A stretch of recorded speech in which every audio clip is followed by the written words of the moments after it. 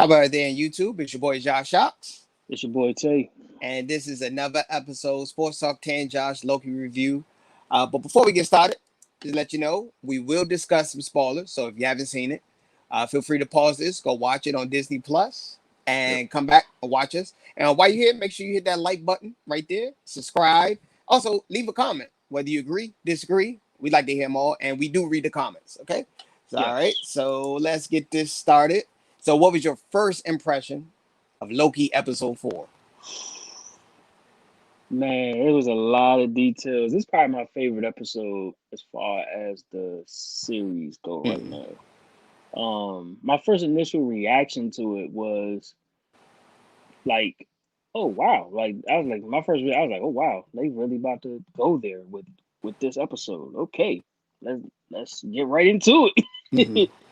um And if I get into in depth with the episode, I'll probably say I like the chemistry between Sylvie and Loki's chemistry.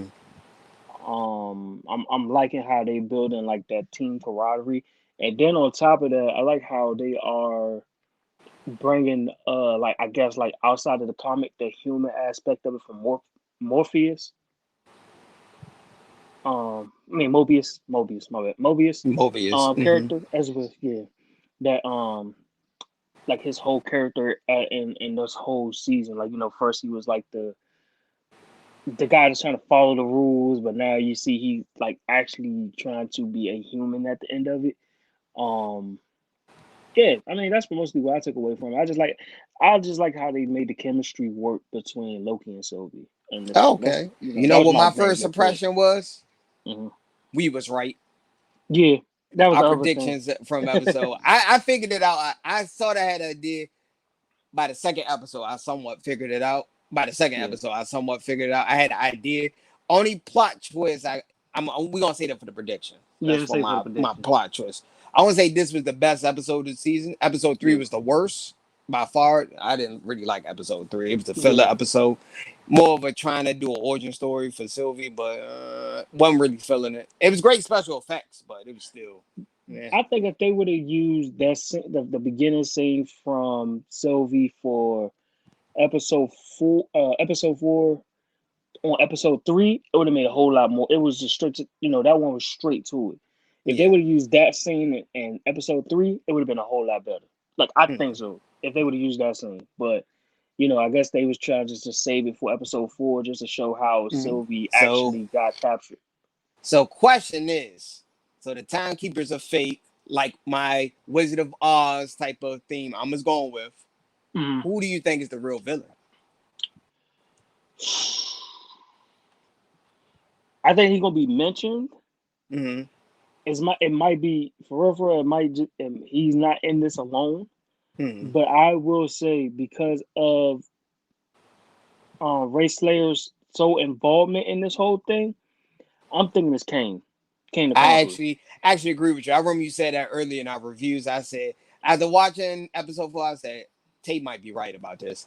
Yeah, I said the same. I think they're gonna mention his existence, like mhm. they're gonna talk about him. You might see like a picture or something relating to King the Kong, but they're not gonna physically show him, in my opinion. He won't get Truthfully, that'd be shocking. That'd be shocking if they did do that. That'd yeah, be shocking. That'd be yeah, I think truthfully, I think they already kind of like putting it out there with all the images as far as like how the middle caretaker look. It's looking mm-hmm. so familiar to Kane the Conqueror look that I'm thinking that was like kind of like the Easter egg, what they trying to throw in Mm-hmm. with that because of the image. But Mm-hmm. the thing that's giving it away for me is the fact that Rainslayer is in everything involving the Mm-hmm. timekeepers. Everything.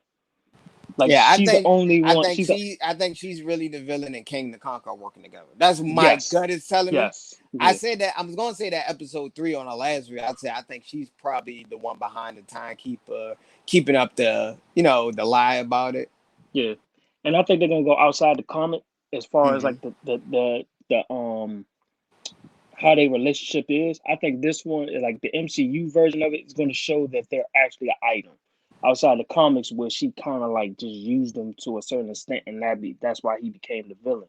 But I think they're gonna use this as the MCU version of it, where they are going to be like that love item thing where, Mm-hmm. oh yeah, I'm doing this because I love you type of thing, or I'm trying to show I could be trustworthy of your, of your life or of your love and stuff like that. So that's what I'm taking from it. But the fact that she was in it so much had me Mm-hmm. thinking, yeah, Kane has to be either he's involved in this or he is mentioned of this whole situation. Has to be. Okay, and I got another question. I actually Mhm. agree with a lot you said. We both agree that after watching episode 4, Kane the Conqueror is somewhat involved. Yes. My second is, where do you think the TVA headquarters is? My gut was saying it's somewhere in the quantum realm. That's my gut Isn't was telling me. yeah, yeah, So that I'm just figuring out a way how he's going to put it together to maybe lead to Ant-Man and Doctor Strange. yeah. I think for real, I think the TVA. I think the TV. I think as far as the headquarters, that's the headquarters. But I think as far as like how the I TVA I, was, I think it's in the quantum realm. I'm talking about yeah, where the station is, because the time stone doesn't have no, like, none of the none of the Infinity Stones got any powers, and when they time inside, stone, the power yeah. stone, none of that works there. So Now, do you think the TVA is inside the town that Kane is in? that's actually a good question. That might be the case. That's why the Infinity Stones and none of that work because technically, where he's at, it is the quantum realm. So he is Mhm. in the quantum realm. So That's why I think the TVA headquarters is somewhere in the quantum realm. That's how they're yeah, gonna lead us to Ant-Man and Doctor Strange somehow. That's how the multiverse. My gut is telling me that's what it's gonna lead. So Loki, I think, is going to most likely lead to Ant-Man, that's what I'm thinking. Yeah, and it's gonna lead to the Doctor Strange sequel. yeah, It's gonna lead up to it. yeah. Because technically Loki is a sorcerer. Technically, Mhm. so yeah, So I can see the both of them you being know tied in. we gotta talk about. We gotta talk about that end credit. If you haven't seen it, watch the end credit. What do you think about the end credit? All the multiple Lokis. What you think? They even had Kid Loki. They have had Kid Loki. That was the thing that got me, Mhm. and the alligator Loki too. The Gator Loki. I like how they going with that storyline because you think they collecting different Lokis from different? yes, that's what I'm thinking. Yes. I'm thinking the fact that Loki is a Nexus being, Mm-hmm. by him being a Nexus, that they're just collecting all the Lokis just to make sure that Nexus event don't happen. Mm-hmm. As we seen, like prime example, the scene when we seen Sylvie and Loki when they touched, it brought into a whole nother a break into the timeline. Yeah. It was a Nexus. It was a Nexus event. It was really a Nexus event. So even though she don't call herself a Loki no more, she is a Loki. But the Mm-hmm. only thing is, anytime two Lokis interact with each other, comic, even story wise, anytime two Lokis interact with each other, it causes a Nexus event. So that's their whole thing. But I do believe the TVA, especially when Ray Slayer was involved, I truly Mm-hmm. believe they was just trying to collect all the Loki so a Nexus event don't happen, and just Okay. keep everything in that timeline, or let everything happen to Loki in that timeline happen, like his death. So when Uh, they get wiped, they don't actually die. That's no, what. no, Oh, I think okay. they go to a whole because if you look at the post credit scene, if you really look at it, it looked like this is when Thanos took control over the universe. Cause You think so?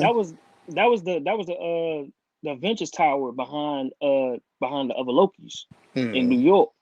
Mm-hmm. So I'm thinking this is probably taking place either bef- like right around the time Thanos took over, or this might be, I'm not gonna say Age of Ultron because Age of Ultron wouldn't be that What about the first Avenger destructive. movie? That's another possibility too. It could be around that time frame. But like Because we it's said, we don't know. We we don't don't know. know. So I'm just throwing like curveballs to just to have the conversation. Yeah. So what would you give it a rating of this episode? I'm giving this a 9. Yeah, this is not. This is my favorite episode. So Yeah, so far this season, by far. Well, yeah, episode 2, I like episode 2 too. Episode yeah, 2, I think, and episode 4 is my two favorite.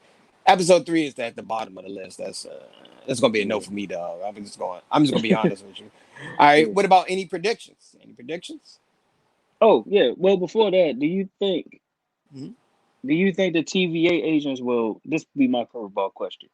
Do you think the TVA will actually regain their memories because now that they know that Mm, they're variants? I don't think they're gonna regain their memories. They're probably gonna figure out a way to get there. But we still don't know what's gonna happen because technically the rest of them don't know yet. Only a few That's of what them I'm know. saying. Yeah, only So B-15 and mhm. C-20 Yeah, so the rest of them are stuck in a ways. following the rules, just pretty much Yeah. following the rules. Yeah, because Hmm. which that was another good scene. Then we'll get to the prediction. That was another good scene too when Sylvie actually took her back to show B-15 her memories as a human before she became a Hmm. TVA agent. That was a good scene. Like I was like, oh wow, she really about to. But Marvel, come on, man. This is my only like con about that. Hmm. If you gonna do somebody memories, please show it. Don't just have them have their eyes closed, crying in the rain, and not show the memories. You gotta at least show the memories. If you gonna Man, do put the episode lead three, for the imagination, man, for your imaginations, man, for the no, if viewers. you if you're gonna do an episode three when she did the C-20, you could do it for B-15. At least show how she was. You know what I'm Hmm. saying during that whole time frame. But that was my only con through the whole thing, though. But Okay. yeah, All right. Any predictions after gathering all the information we got from 1 to 4? What do you think is gonna happen? me personally, I think this is going to lead like just basing off how it is. They're gonna find a way to get back to the TVA Hmm. and they're gonna find out who is behind. Which we, like I said, it's pretty much out there now that we're gonna find out that Kane the Conqueror is behind this whole thing. And like you said, we probably gonna see where the true location of the TVA is. Hmm. Yeah, you probably right. My guess is somewhere in the quantum realm outside of space, because what I mean, the stones don't work there. So that's my Yeah, gut is telling me, which is I still gonna think that's lead. And my prediction was right about Sylvie. Most likely, uh, the TVA part of the story where she originally came from and all the people she loved. That's why she have this revenge story.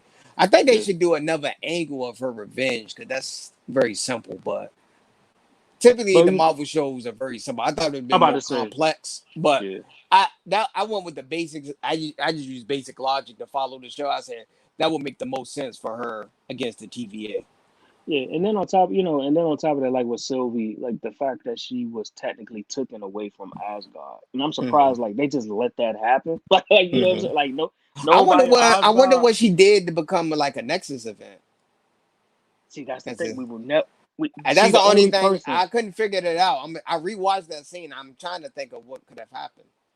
I think it's like what we said earlier. I really believe they was trying to collect Loki so a Nexus event don't happen. Yeah, I think she was but part of but it. your logic makes sense. It makes sense because when Loki and Sylvie was together, they did cause a Nexus event. Hmm. Even with a world-ending event, which she can Yes. hide in. So I'm gonna have to agree with you. So I can't even argue with you on that one. So I Yeah. want to give this episode a 9 out of 10, and we're gonna end it here. Thanks for watching. I want you to also make sure you hit the like button, also share, and also help us grow. We do have a Facebook group you can join, and Yes. it's free. We also get in our Twitter page up and our Instagram, which are gonna leave links. So make sure Yep. you follow us on there, and we're gonna try to just probably post more. We're gonna work on our Snapchat. Probably gonna get a premium Snapchat. We're gonna do our OnlyFans. I'm joking, guys. Well, that's what OnlyFans is technically for behind the scenes, but you know what I mean. Well, I'm joking, Yeah. but I'm messing with you. We're not doing no. Nah. We're not gonna do that. Nah. We are a family friendly show. We are God fearing Christians over here. I'm not saying I'm joking. I'm joking. But thanks for watching. Peace, deuces.